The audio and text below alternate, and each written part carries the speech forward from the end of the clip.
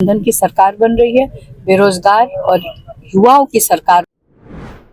लोग अपने घरों से निकलें और अपना मतदान करें और मतदान, क्योंकि बिहार की जनता को बताने की आवश्यकता नहीं है। बिहार की जनता बहुत जागरूक है और उनको पता है कि किस तरफ उनको वोट करना है, उनके बच्चों का भविष्य कहाँ है, कौन उनके बच्चों के भविष्य की बात कर रहा है, कौन बिहार की बेहतरी और तरक्की की बात कर रहा है। उनको पता है कि तेजस्वी ये सारी बातें कर रहे हैं। महिलाओं को पता है कि उनकी बेहतरी और सुरक्षा किस में है। तो तेजस्वी पे सभी लोग भरोसा कर रहे हैं और मुझे लगता है कि महागठबंधन की सरकार बनेगी। सम्राट चौधरी ने कहा कि 200 प्लस सीटें एनडीए जीतने जा रही है। हाँ, लोकसभा में भी 400 प्लस जीत चुकी है। यहाँ भी जीत जाएगी।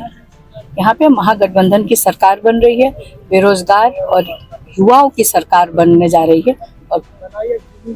और जैसे कि आपने देखा कि विजय सिन्हा जी का देख लीजिए किस तरह से और सिर्फ विजय का, न्यूज चैनल्स में बहुत सारे जो भाजपा और एनडीए के नेता थे उनको उनके कॉन्स्टिट्यूंसी में घुसने भी नहीं दिया जा रहा था, प्रचार भी नहीं, कि किस तरह से 5 साल आप गायब थे और अब आ रहे हैं आप वोट मांगने के लिए। और उनको अपने ही प्रशासन पे भरोसा नहीं था, अपने ही एसपी को अपशब्दों का प्रयोग कर रहे थे और अपने जो सुरक्षा कर्मी है उनको कह रहे थे कि तुम लोग को ये बंदूक कौन दे दिया, क्यों नहीं जनता पे चलाते हो।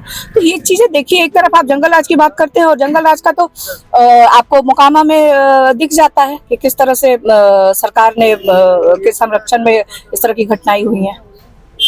वीवीपैट जैसे मिला है मैम, उसके लिए कुछ कार्रवाई के लिए मांग की आप लोग? वीवीपैट जैसे समस्तीपुर में हाँ, मिला है। उस पे जो कल मिला वीवीपैट समस्तीपुर में, तो ये तो एक जांच का विषय है और कल से ही हम लोग, जब से ये न्यूज चैनल के माध्यम से हम लोग को देखने को मिला, हम लोगों ने अपने आपत्ति दर्ज कराई है इलेक्शन कमीशन में और इसकी जांच होनी चाहिए।